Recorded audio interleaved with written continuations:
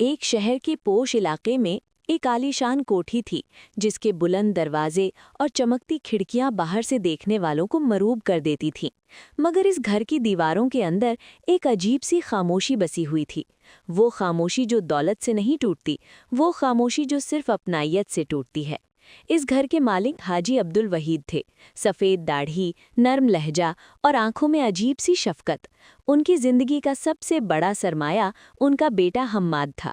حماد بچپن میں نہایت فرمانبردار تھا، باپ کے ساتھ مسجد جاتا، ماں کے ہاتھ چومتا اور چھوٹی چھوٹی باتوں پر جی ابو کہہ کر مسکرا دیتا۔ وقت گزرا، تعلیم مکمل ہوئی، بیرون ملک سے MBA کر کے واپس آیا تو اس کے انداز بدل چکے تھے۔ لباس مہنگا، گفتگو میں انگریزی کے جملے اور لہجے میں ہلکی سی برتری۔ حاجی صاحب اکثر شام کو صحن میں چارپالی پر بیٹھ جاتے، ہاتھ میں تسبیح ہوتی، نظریں دروازے پر۔ وہ انتظار کرتے کہ حماد دفتر سے آئے گا تو کچھ دیر ان کے پاس بیٹھے گا، لیکن حماد آتا سیدھا اپنے کمرے میں چلا جاتا۔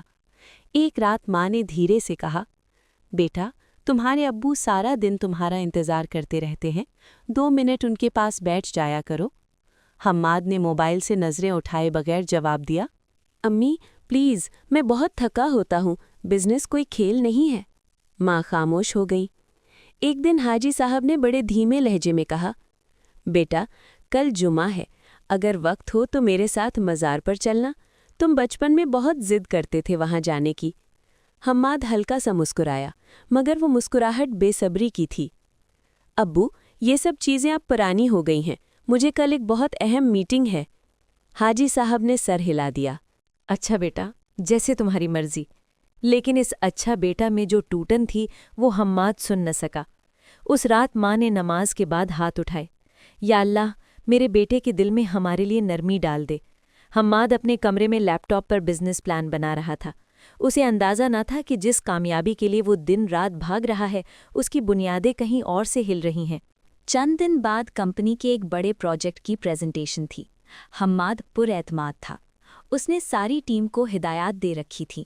اسی صبح حاجی صاحب کی طبیعت اچانک بگڑ گئی، سینے میں شدید درد، ماں گھبرا گئیں۔ حماد ذرا ابو کو اسپتال لے چلو۔ حماد گھڑی دیکھتے ہوئے بولا، امی میں لیٹ ہو رہا ہوں، آپ ڈرائیور کے ساتھ چلی جائیں، میں میٹنگ کے بعد آ جاؤں گا۔ ماں نے ایک لمحہ اسے دیکھا، پھر کچھ کہے بغیر حاجی صاحب کو سہارا دے کر گاڑی تک لے گئیں۔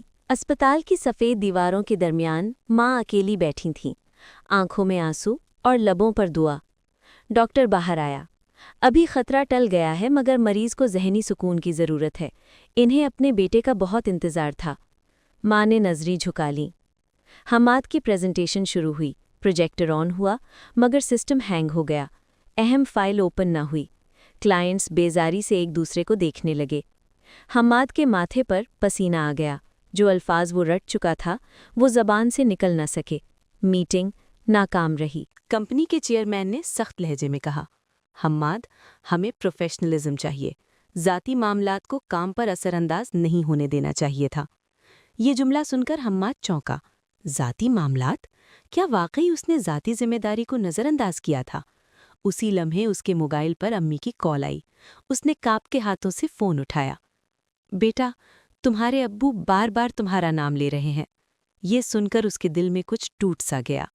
جب وہ کمرے میں داخل ہوا تو حاجی صاحب کی آنکھیں نیم وا تھیں، کمزور آواز میں بولے، آ گیا بیٹا، میں سوچ رہا تھا شاید مصروف ہوگا۔ یہ جملہ تیر کی طرح لگا۔ حماد گھٹنوں کے بل بیٹھ گیا۔ ابو مجھے معاف کر دیں۔ حاجی صاحب نے مسکرا کر اس کے سر پر ہاتھ رکھا۔ بیٹا ماں باپ اولاد سے ناراض نہیں ہوتے، بس انتظار کرتے۔ ڈاکٹر نے بعد میں حماد کو الگ لے جا کر کہا، انہیں کسی بڑے صدمے سے بچائیں، دل کمزور ہو چکا ہے، انہیں خوش رکھنا آپ کی ذمہ داری ہے۔ یہ سن کر حماد کے ذہن میں ایک عجیب سا خوف پیدا ہوا۔ اگر کچھ ہو جاتا تو؟ وہ رات اس نے اسپتال کی کرسی پر جاگ کر گزاری۔ پہلی بار اسے احساس ہوا کہ باپ کا سایہ کیا ہوتا ہے۔ اگلی صبح جب وہ گھر آیا تو اسے اپنے کمرے کی میز پر ایک پرانا لفافہ ملا۔ اس پر اس کا نام لکھا تھا، ابو کی تحریر میں۔ اس نے کانپتے ہاتھوں سے لفافہ کھولا۔ اندر ایک خط تھا، بیٹا حماد، اگر کبھی تم یہ خط پڑھ رہے ہو تو شاید میں تمہارے سامنے وہ بات نہ کہہ سکا۔ حماد کی سانس رک گئی۔ وہ خط کیا تھا؟ اس میں ایسی کون سی بات تھی جو حاجی صاحب نے کبھی براہ راست نہ کہی؟ کیا یہ محض نصیحت تھی یا کوئی راز؟ حماد کی نظریں الفاظ پر جمی تھیں اور اس کی زندگی ایک نئے موڑ پر کھڑی تھی۔ کمرے میں عجیب سی خاموشی تھی۔ کھڑکی سے آتی ہلکی دھوپ میز پر رکھے اس خط پر پڑ رہی تھی۔ حماد کے ہاتھ ہلکے ہلکے کانپ رہے تھے۔ اس نے گہری سانس لی اور خط پڑھنا شروع کیا۔ بیٹا حماد، اگر تم یہ خط پڑھ رہے ہو تو شاید میں وہ بات تم سے براہ راست نہ کہہ سکا۔ انسان بعض اوقات اپنے بچوں کے سامنے مضبوط بن کر رہتا ہے، مگر دل میں کئی بوجھ لیے ہوتا ہے۔ حماد کی آنکھیں سطروں پر جمی رہ گئیں۔ خط میں لکھا تھا، بیٹا، تمہیں یاد ہوگا جب تم 7 برس کے تھے تو تمہیں دل کا ایک شدید انفیکشن ہوا تھا۔ ڈاکٹر نے کہا تھا کہ علاج مہنگا ہے اور فوری کرنا ہوگا۔ اس وقت میرے پاس اتنی رقم نہیں تھی۔ میں نے اپنی دکان کا آدھا حصہ بیچ دیا اور کسی کو خبر نہ ہونے دی۔ تمہاری ماں نے اپنے زیور تک بیچ دیے، مگر تمہیں کبھی احساس نہ ہونے دیا کہ ہم کن حالات سے گزرے۔ حماد کے ہاتھ سے خط تقریباً چھوٹ گیا۔ اسے یاد آیا دھندلا سا منظر، وہ ہسپتال کا کمرہ، ابو کا پریشان چہرہ اور امی کی نم آنکھیں۔ مگر اس کے بعد زندگی ہمیشہ خوشحال ہی رہی، اسے کبھی کمی محسوس نہ ہونے دی گئی۔ بیٹا، میں نے تمہیں ہمیشہ کامیاب دیکھنا چاہا، مگر کامیابی صرف دولت سے نہیں ہوتی۔ اصل کامیابی وہ ہے جب انسان اپنے والدین کی آنکھوں میں سکون دیکھے۔ میں نے کبھی تم سے شکایت نہیں کی کیونکہ اولاد سے شکوہ کرنا مجھے مناسب نہ لگا، مگر ایک باپ کا دل تمہاری 2 گھڑی کی توجہ کا منتظر رہتا ہے۔ یہ پڑھ کر حماد کی آنکھوں سے آنسو ٹپک پڑے۔ وہ کرسی سے اٹھ کر کھڑکی کے پاس چلا گیا۔ باہر وہی صحن تھا جہاں بچپن میں ابو کے ساتھ کرکٹ کھیلا کرتا تھا۔ آج وہ صحن خالی تھا۔ خط کے آخری حصے نے اس کے قدموں تلے زمین کھینچ لی۔ بیٹا، ایک اور بات ہے جو میں نے کبھی نہیں بتائی۔ جس زمین پر آج ہماری کوٹھی بنی ہے وہ دراصل میرے والد کی امانت تھی۔ میں نے وصیت کی ہے کہ اگر تم کبھی اپنے والدین کو نظر انداز کرو یا اس گھر کو صرف سرمایہ سمجھو تو یہ جائیداد ایک فلاحی ادارے کے نام منتقل ہو جائے، کیونکہ میں نہیں چاہتا کہ یہ گھر اولاد کی نافرمانی کی علامت بنے۔ حماد کی سانس رک گئی۔ وصیت؟ کیا ابو نے واقعی ایسی شرط رکھی تھی؟ کیا ان کی محبت کے پیچھے اتنی گہری سنجیدگی بھی تھی؟ اس کے اندر عجیب سی کشمکش شروع ہو گئی۔ ایک طرف انا تھی جو کہتی تھی کہ وہ سب کچھ خود کما رہا ہے، دوسری طرف احساس تھا کہ جس بنیاد پر وہ کھڑا ہے وہ والدین کی قربانیوں سے بنی ہے۔ اسی لمحے اسپتال سے کال آئی، آپ کے والد کی طبیعت دوبارہ بگڑ گئی ہے، فوراً آ جائیں۔ حماد کا دل دھڑکنے لگا۔ اسپتال کے کمرے میں مشینوں کی آوازیں گونج رہی تھیں۔ حاجی عبدالوحید بے ہوش تھے۔ ماں قرآن کی تلاوت کر رہی تھی۔ ڈاکٹر نے سنجیدہ لہجے میں کہا، ہم پوری کوشش کر رہے ہیں مگر اگلے چند گھنٹے اہم ہے۔ حماد نے پہلی بار دل سے دعا کی، یا اللہ مجھے ایک موقع اور دے دے، میں سب ٹھیک کر دوں گا۔ وہ باپ کے بستر کے قریب بیٹھ گیا، ان کا ہاتھ اپنے ہاتھ میں لے لیا۔ ابو، میں وعدہ کرتا ہوں اب کبھی آپ کو انتظار نہیں کرواؤں گا، آپ کی ہر بات مانوں گا، بس آنکھیں کھول لیں۔ خاموشی، صرف مشین کی بیپ۔ اسی خاموشی میں اسے بچپن کی آواز سنائی دی، جیسے کوئی کہہ رہا ہو، بیٹا، باپ کا سایہ درخت کی طرح ہوتا ہے، جب تک ہوتا ہے انسان اس کی قدر نہیں کرتا۔ حماد کا دل زور سے دھڑکا۔ کیا وہ بہت دیر کر چکا تھا؟ رات کے آخری پہر حاجی صاحب کی انگلیاں ہلکی سی ہلیں، پلکیں جنبش کرنے لگیں۔ ڈاکٹر دوڑ کر آیا۔ یہ اچھا اشارہ ہے۔ حماد نے باپ کا ہاتھ مضبوطی سے تھام لیا۔ حاجی صاحب نے کمزور آواز میں کہا، حماد بیٹا۔ جی ابو، میں یہی ہوں۔ خط پڑھ لیا؟ حماد کی آنکھوں سے آنسو بہہ نکلے۔ جی ابو، اور میں نے سب سمجھ لیا ہے۔ حاجی صاحب نے دھیرے سے کہا، سمجھنا ہی کافی نہیں ہوتا بیٹا، عمل بھی کرنا پڑتا ہے۔ یہ جملہ گویا اس کے دل پر ثبت ہو گیا۔ اگلی صبح کمپنی سے کال آئی۔ چیئرمین نے سخت آواز میں کہا، حماد، کل کی ناکامی کے بعد ہم نے فیصلہ کیا ہے کہ آپ کو عارضی طور پر پروجیکٹ سے ہٹا دیا جائے۔ یہ اس کے کریئر کے لیے بڑا دھچکا تھا۔ چند ماہ پہلے ہوتا تو وہ ٹوٹ جاتا، مگر آج وہ خاموش رہا۔ سر، میں سمجھتا ہوں۔ فون بند کر کے اس نے اسپتال کے کمرے کی طرف دیکھا۔ ایک طرف باپ کی کمزور سانسیں تھیں، دوسری طرف اس کی پیشہ ورانہ عزت۔ اسے فیصلہ کرنا تھا۔ وہ سیدھا چیئرمین کے دفتر پہنچا۔ سر، میں کچھ عرصے کی رخصت چاہتا ہوں، میرے والد کی طبیعت نازک ہے۔ چیئرمین حیران رہ گیا۔ تم اپنے کیریئر کے اہم وقت میں چھٹی لینا چاہتے ہو؟ حماد نے سکون سے جواب دیا، سر، کیریئر دوبارہ بن سکتا ہے، مگر باپ کا سایہ واپس نہیں آتا۔ یہ کہتے ہوئے اس کے لہجے میں عجیب سا اطمینان تھا۔ چند دن بعد حاجی صاحب کو گھر لے آیا گیا۔ حماد نے خود ان کا کمرہ ترتیب دیا، دوائیں وقت پر دیتا، ان کے ساتھ بیٹھ کر پرانی باتیں سنتا۔ ایک شام حاجی صاحب نے مسکرا کر کہا، بیٹا، تم بدل گئے ہو۔ حماد نے ادب سے جواب دیا، نہیں ابو، میں اصل میں وہی بن گیا ہوں جو آپ ہمیشہ دیکھنا چاہتے تھے۔ اسی رات وکیل کا فون آیا۔ جناب، وصیت کے متعلق کچھ قانونی کاغذات ہیں جن پر دستخط ضروری ہیں۔ کچھ شرائط ایسی ہیں جو آپ کے لیے حیران کن ہو سکتی ہیں۔ حماد چونک گیا۔ کیا وصیت میں اور بھی کچھ تھا؟ کیا اس کے والد نے کوئی اور امتحان رکھا تھا؟ اور کیا وہ اس امتحان پر پورا اتر سکے گا؟ کمرے میں پھر وہی خاموشی پھیل گئی، مگر اس خاموشی میں اب خوف نہیں، ایک عزم تھا۔ رات گہری ہو چکی تھی، کمرے میں مدھم روشنی جل رہی تھی۔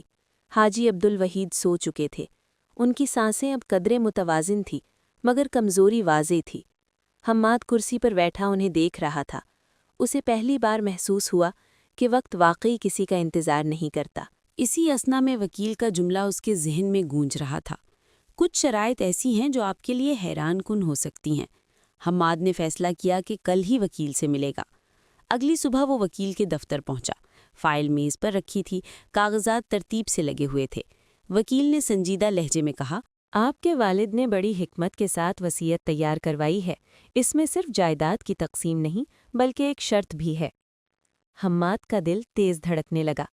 وکیل نے پڑھنا شروع کیا، اگر میرا بیٹا حماد میرے اور اپنی والدہ کے ساتھ حسن سلوک اور خدمت کو ترجیح دے گا تو یہ تمام جائیداد اور کاروبار اسی کے نام رہے گا، لیکن اگر وہ غفلت یا بدسلوکی کا مرتکب پایا گیا تو یہ کوٹھی اور نصف سرمایہ ایک فلاحی ٹرسٹ کے نام منتقل کر دیا جائے گا، جس کا مقصد یتیم بچوں کی کفالت ہوگا۔ حماد خاموشی سے سنتا رہا۔ وکیل نے مزید کہا، اس شرط کی نگرانی کے لیے میں اور ایک قریبی بزرگ گواہ مقرر کیے گئے ہیں۔ حماد نے گہری سانس لی۔ یہ کوئی وقتی جذبہ نہیں تھا، یہ ایک مسلسل امتحان تھا۔ گھر آتے ہوئے اس نے سوچا، کیا وہ صرف جائیداد کے لیے خدمت کرے گا یا واقعی بل سے؟ اس کے ذہن میں ابو کا وہ جملہ گونجا، سمجھنا ہی کافی نہیں ہوتا بیٹا، عمل بھی کرنا پڑتا ہے۔ وہ سیدھا والد کے کمرے میں گیا۔ حاجی صاحب جاگ رہے تھے۔ ابو، کیا آپ کو مجھ پر اعتبار نہیں تھا؟ حاجی صاحب نے نرمی سے کہا، بیٹا، اعتبار تھا، مگر انسان کو بعض اوقات اپنی ذمہ داری کا احساس دلانا پڑتا ہے۔ وصیت ڈر کے لیے نہیں، سبق کے لیے تھی۔ حماد کی آنکھیں جھک گئیں۔ ابو، میں خدمت جائیداد کے لیے نہیں کروں گا، میں وہ قرض چکانا چاہتا ہوں جو آپ نے میرے لیے ادا کیا تھا۔ حاجی صاحب کی آنکھوں میں آنسو آ گئے۔ بیٹا، والدین کا قرض کوئی چکا نہیں سکتا، بس محبت سے نبھا سکتا ہے۔ چند ہفتے گزر گئے۔ حماد نے کمپنی سے مستقل رخصت لے لی اور گھر سے ہی کچھ کام سنبھالنے لگا۔ اس کی ترجیحات بدل چکی تھیں، لیکن زندگی ہمیشہ آسان نہیں ہوتی۔ ایک روز اس کے سابق چیئرمین کا فون آیا، حماد، ہمیں ایک نئے پروجیکٹ کے لیے تمہاری ضرورت ہے۔ یہ بین الاقوامی معاہدہ ہے۔